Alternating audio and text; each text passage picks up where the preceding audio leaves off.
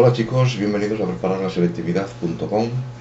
Pues vamos ahora, como ya os dije en el vídeo anterior de las mutaciones cromosómicas, vamos a terminar el tema de la reproducción celular con una batería de cuestiones, de preguntas relacionadas con todo el tema, con todos los puntos vistos en el tema de la reproducción celular, para que los hagáis, para que intentéis resolverlos y de esta manera comprobéis si domináis el tema o por el contrario es necesario meterle alguna horita más, meterle algún tiempito más al tema, ¿vale? Voy a ir citando las preguntas, no las voy a contestar, ¿vale? Lo único que, si tenéis alguna duda en alguna en concreto, pues me la apuntáis al pie de este vídeo y yo intento, o yo os la contesto sin problema ninguno, ¿de acuerdo? Vamos allá entonces. Pues por ejemplo estas serían las cuestiones. ¿Qué es la meiosis? ¿En qué seres vivos es necesario que se produzca este proceso? Esa sería una. Número 2. Define los términos de recombinación y quiasma. 3. ¿Por qué la primera división meiótica se llama división reduccional? ¿Por qué ocurre la segunda división meiótica? 4. ¿Qué diferencia habría entre una mitosis de una célula animal y una de una célula vegetal? 5. ¿Por qué han de dividirse la mayor parte de células de un organismo pluricelular? 6. ¿Cuál es el resultado final de la meiosis? ¿Por qué es importante la meiosis para la reproducción sexual? 7. ¿Cuál es la diferencia esencial entre la profase de la mitosis y la profase primera de la meiosis? 8. ¿Qué condición tiene que cumplir un cambio en el material genético para ser considerado como mutación? 9. Dibuja una célula 2N igual a 4 en la anafase primera y en la anafase segunda de la meiosis. ¿En qué se diferencian? Pregunta número 10. ¿A qué se deben las diferencias entre los organismos de una especie? ¿Qué importancia tienen esas diferencias? Pregunta número 11. Representa en un esquema el ciclo celular, indicando sus fases. Pregunta número 12. ¿Por qué los organismos triploides son estériles, mientras que los tetraploides son fértiles? Pregunta número 13. ¿Qué cambios en la estructura de los cromosomas no afectan al individuo portador? Pregunta número 14. Un varón posee como consecuencia de una anomalía genética 2 cromosomas X y un cromosoma Y. ¿Cuántos cromosomas tendrá en sus células somáticas? Pregunta número 15. En una célula que se ha originado por meiosis, ¿pueden existir 2 cromosomas homólogos? Pregunta número 16. ¿Son siempre las cromátidas hermanas portadoras del mismo mensaje genético que el cromosoma del que proceden? Pregunta número 17. ¿Qué tipo de mutación es una trisomía? Pregunta número 18. ¿Qué acontecimiento molecular fundamental precede a la división nuclear? Pregunta número 19. Pongo un ejemplo de una célula que no experimente división una vez que ha alcanzado la diferenciación. Pregunta número 20. ¿Qué diferencia hay entre la citocinesis de una célula animal y la de una célula vegetal? Pregunta número 21. ¿Por qué, en algunos casos, la probabilidad de que un recién nacido presente el síndrome de Down depende de la edad de la madre y en otros se comporta como un carácter hereditario?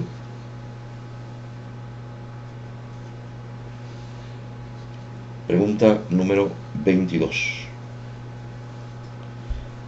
¿Qué es la meiosis? ¿En qué tipo de células tiene lugar? Pregunta número 23. Si una célula posee 32 cromosomas, ¿cuántos poseerán sus dos células hijas en el caso de que sufra una mitosis? ¿Habrá diferencias entre los cromosomas de las células hijas y los de la célula madre? Pregunta número 24. ¿Cuáles son las etapas del ciclo celular y qué ocurre principalmente en cada una de ellas? Pregunta número 25. Explicar brevemente la relación entre nucleosoma, cromatina y cromosoma. Pregunta número 26.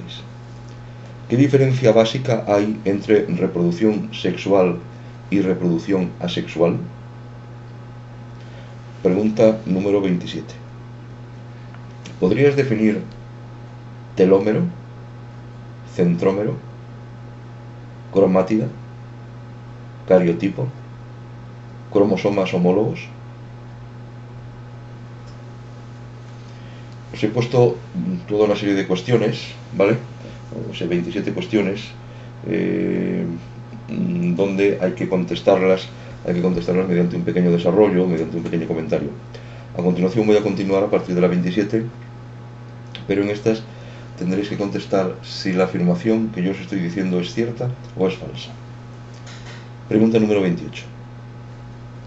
En los seres humanos, el número de tétradas formadas durante la mitosis es 23. ¿Verdadero o falso?